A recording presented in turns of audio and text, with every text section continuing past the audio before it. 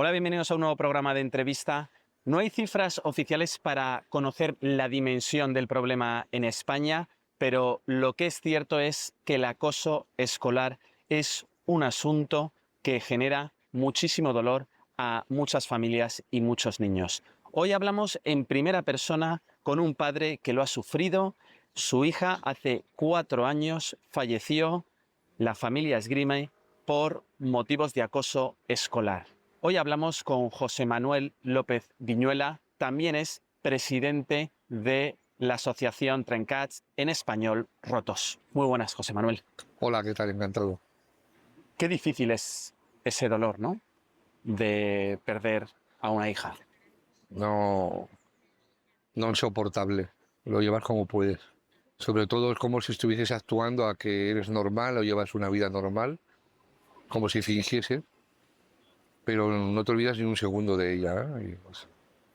De hecho, dicen los psicólogos que ese recuerdo se queda en la parte del presente, en la memoria, no del pasado.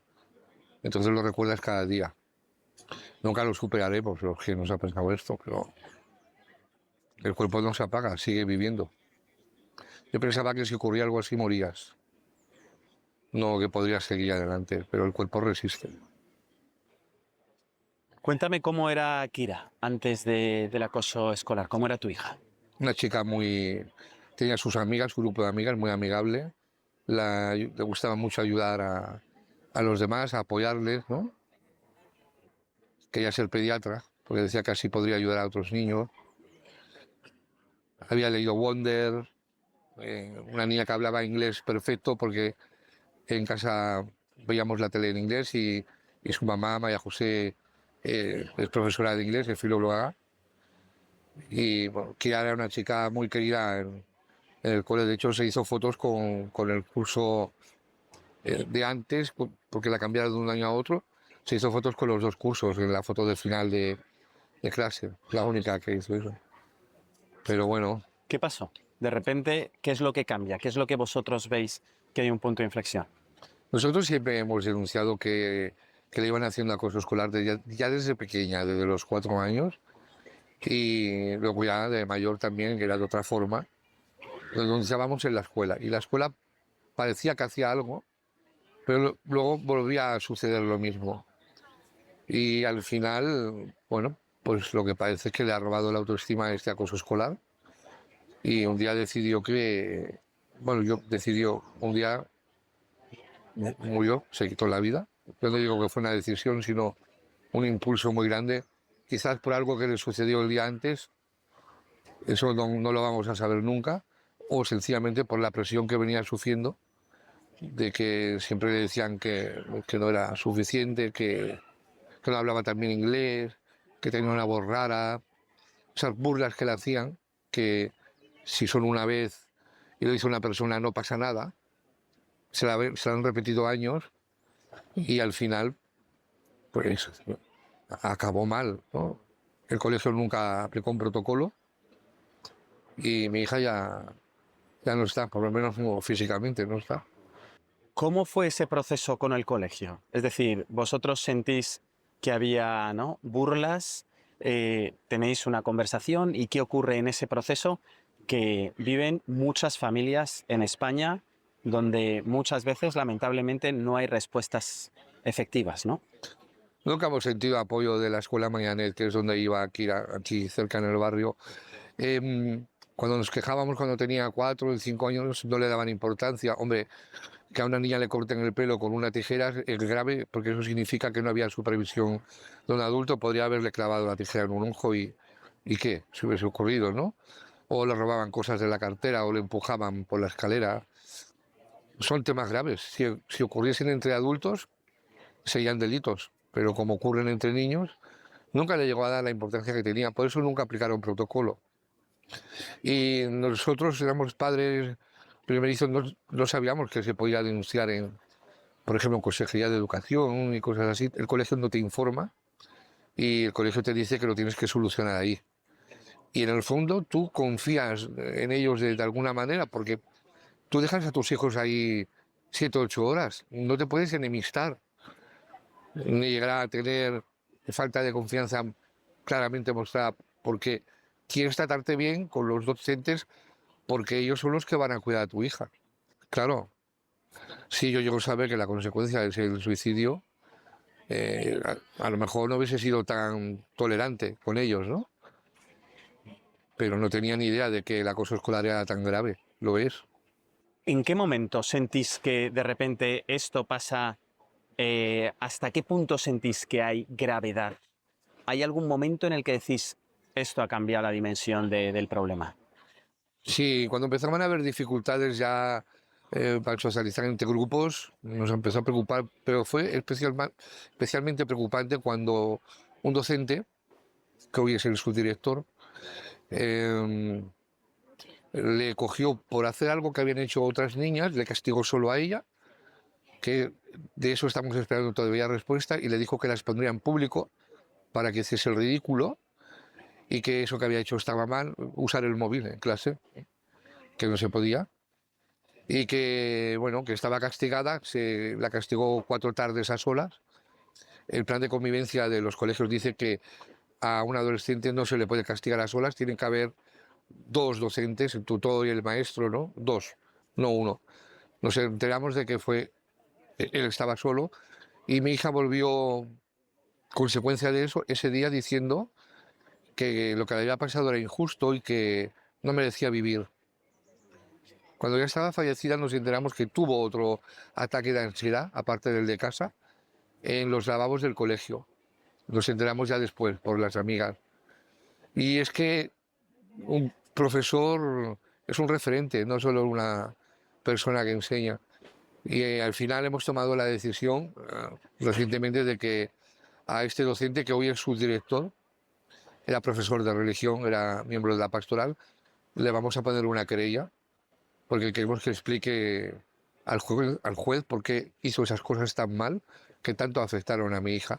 Mi hija cambió a partir de ahí, se volvió más tímida y le costaba más comunicarse. Yo creo que cogió miedo, ¿no? a los profesores. De hecho, le hicieron una prueba y salía que se relacionaba bien con alumnos, bien con padres, pero tenía miedo a la autoridad.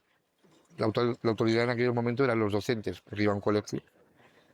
De ese episodio hasta su muerte, ¿cuánto tiempo pasa? 1 año, 8 meses. Pues la gente cree que el suicidio ocurre inmediatamente después del hecho y no funciona así. De hecho, el colegio al principio nosotros solo hablábamos del acoso escolar que sufrió cuando tenía 4, 5, 6 años, porque no queríamos desvelar pruebas de cosas que le pasaron cuando era adulta y porque los Mossos luego consiguieron más pruebas, ¿no? La policía local. Sí, los Mossos de Escuadra, la policía catalana. Entonces el colegio decía que con 4 o 5 años, si había sido acosada, no se podía suicidar a los 15. Y están equivocados, porque sí que ocurre. Y hay casos de chicos de 14 y 15 años que han sido acosados a esa edad y se han suicidado con 20 y 21. Hay unos mecanismos extraños que te funcionan así. ¿Cómo era la comunicación con Kira entre vosotros los padres y ella? ¿Qué contaba? ¿Cómo lo expresaba? ¿Cómo uno intenta, ¿no? Como padre, no Mm, saber más Bueno, o protegerla o claro, cuidarla? nosotros tomamos la decisión de que porque habían personas que no creían que el acoso escolar había provocado ese suicidio, ¿no? Y dijimos, mira, vamos a ver cómo tratábamos a Kira en casa y colocábamos vídeos caseros de casa. Se notaba que había mucha confianza, que había mucho cariño, podía acercarse tranquilamente a nosotros. Tengo vídeos diciendo que es la mejor niña del mundo, dale un abrazo. Y ella dice, tú el mejor papi, ¿no? Riéndose. Era una niña muy alegre, ¿eh? En casa, patinando en casa, bailando, haciéndonos bromas, ¿no? Eh, era estupenda, o sea, y nos reíamos constante. Yo antes era muy de la broma y, y yo pues era el que más hacía juegos con ella y demás, ¿no? Entonces, ¿Y ella os expresaba preocupación, os expresaba los momentos y los episodios en donde ella sentía el acoso escolar? ¿Se lo sí, intentaba guardar para ella? hasta la adolescencia lo expresaba siempre, hasta que llegó a la adolescencia. Cuando ya pasó a tener sobre los 13 más o menos, ya no lo contaba. contaba que lo había superado, pero no era verdad. De hecho, hizo un trabajo para el colegio hablando del bullying, ella explicando que había superado el bullying, ¿no? Pero la prueba es que no lo contaba. ¿Por qué lo sé? Porque ella decía que cuando se metían con ella no les hacía caso a los niños y a las niñas, que hacía como que no lo escuchaban. No era verdad. Yo creo que lo hacía para protegernos, porque ella ya había aprendido que sus padres fuesen a quejarse al colegio no solucionaba el problema, e incluso lo podría agravar. Le llamaban chivata, por ejemplo. Y al final pienso, mira, como no hay solución, pues lo dejo aquí. Porque el acoso era verbal, era físico, era psicológico. ¿Cómo fue el acoso De durante? pequeña era físico, algo cortaron el pelo, empujones, bofetones, pero conforme va creciendo, entre niñas, el acoso suele ser, a diferencia de los chicos, psicológico, social. Era el intentar apartarla, ¿no? Intentar aislarla. No lo conseguían porque era agradable, tenían su grupo ya hecho, ¿no? Pero lo que no podía evitar que era que se burlasen de ella. Y eso le afectaba mucho. Burlarse del tono de voz, por ejemplo, constantemente le acabó afectando mucho. Hubo un día en Grecia que yo le iba a hacer una foto y le hice un vídeo corto, sin avisar, y curiosamente ella dijo, es que tengo una voz ridícula, con 11 años. No le das importancia a un hecho así, no lo ves como una señal, como un aviso de que pueda estar pasándolo mal. Hoy a tocavos y entiendo que aquello era algo que le afectaba mucho. Y da la casualidad de que lo tengo grabado, o sea, algo que ella dice que le afectaba y que sus amigos han afirmado que le hacían bullying metiéndose con su tono de voz, tenemos una imagen con sonido grabada de ella expresando eso. Tenemos pruebas. Yo confío en que el colegio salga condenado. Hay una demanda en marcha, como comenté, y espero que salgan condenados porque no solo esa, tenemos otras que son muy evidentes, ¿eh? Incluso escritos de maestros. ¿Qué es lo más difícil de esta lucha que lleváis desde hace ya 4 años? Estar sin ella. Mira, las primeras entrevistas que las dimos porque Kira a la semana recibió un email, a la semana de morir le hicieron ciberbullying post-mortem. Le enviaron un correo que ponía Morete, acusamos al colegio, el colegio dijo que eso lo podría haber enviado cualquiera y la policía descubrió que fue uno de sus bullies. Aquello provocó que la pena que teníamos dentro, eso ocurrió a los 10 días, se convirtiese en rabia. Y lo que tenemos hoy todavía es rabia, ¿no? Porque, no porque no lo hayas podido evitar, porque hacíamos lo que se podía. Porque no nos dejaban, era imposible, eran herméticos, no había manera de hablar con el director. Y vivir sin tu hija, tu única hija, no es vida. O sea, yo soy una persona distinta, como te comenté, y intento hacer cosas buenas por los demás, ayudar a otros niños, porque eso me hace sentir un poco mejor y me encuentro útil. Pero la vida sin tu única hija, era una chica que además que no daba ningún tipo de problema, era muy buena niña, ¿no? Nunca va a ser igual. ¿Cómo manejáis el tema de la culpa? No sé. No nos sentimos culpables porque siempre te sientes responsable, ¿no? Siempre te vas a preguntar si podías haber hecho algo más. Pero es que a posteriori no sirve. Eso no funciona así. En aquellos momentos hicimos todo lo que podíamos, con las herramientas que habían. Denunciarlo en la escuela siempre, no dejar pasar ni una. Hasta el punto de que nos tomaban por molestos o sobreprotectores. Pero es que no era así. Es que teníamos nuestros motivos. Hoy se toman en serio en ese centro estas cosas, ¿no? O por lo menos lo espero así. Pero tú crees que has hecho lo máximo. De hecho, tú crees que con darle todo el cariño y tratándola bien y explicándole cómo tiene que actuar, si se burlan de ella y tal, porque a mí me hicieron bullying de pequeño, a mí me hicieron un acoso escolar brutal y yo a ella se lo explicaba y le explicaba cómo lo superaba, pero no todos los niños lo superan. A ella le afectó mucho. ¿Qué herramientas se están implementando a día de hoy? ¿Qué ha mejorado desde ¿Tú cómo lo sufriste y cómo sufriste ese acoso escolar? ¿Cómo lo sufrió tu hija y las consecuencias lamentables que hubo? Y a día de hoy, ¿qué ha mejorado? Hay cambios positivos. Nosotros, pienso que al fallecer Kira, yo me dirigí al Parlamento de Cataluña, envié escritos a todos los diputados, porque eso es una competencia autonómica. Fundé la asociación Trencats contra la violencia en las escuelas y una de las cosas que pedimos es que los protocolos contra el acoso escolar se aplicasen al primer golpe, al primer insulto, porque hasta entonces tenía que haber una repetición. Y nosotros entendíamos que tolerar la repetición de maltrato de un niño es tortura. No es normal. En un adulto no lo es. Y hemos conseguido que la actual Consejería de Educación indica a los colegios que cuando hay un golpe, un insulto, se inicie el protocolo de acoso escolar. Si luego hay que retroceder, lo quitar no se quita, pero que de inicio se ponga. O también han creado una base de datos que se llama REMA, donde registran todos los conflictos, aunque no sea de bullying. Los directores que no lo saben, pero se van a ir enterando, tienen que ir registrando ahí toda esa información, ¿no?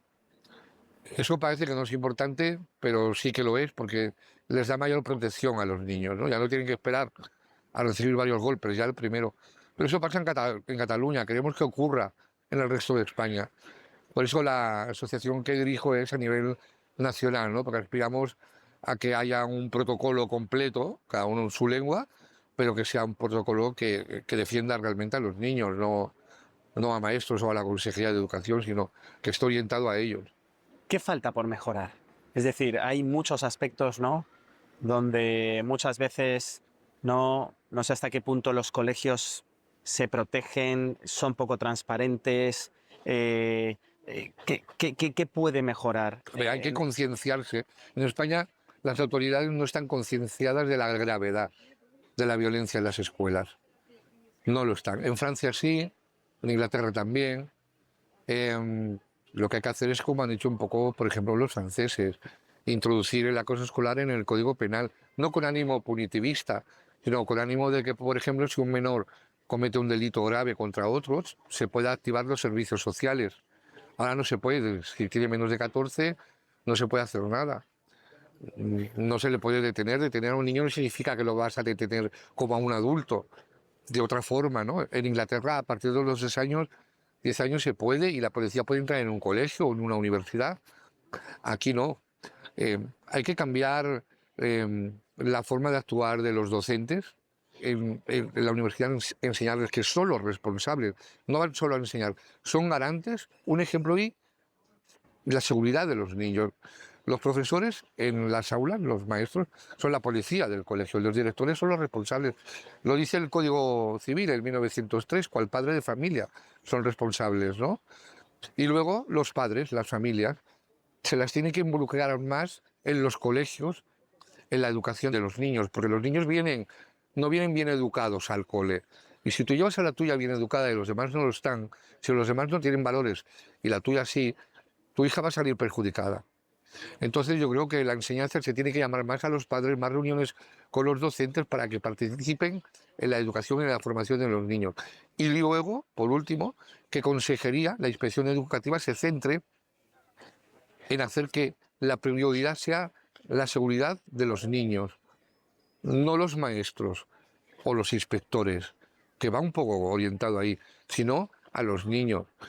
Y ese cambio de eje, esa forma de focalizar, la tienen que cambiar, porque si no...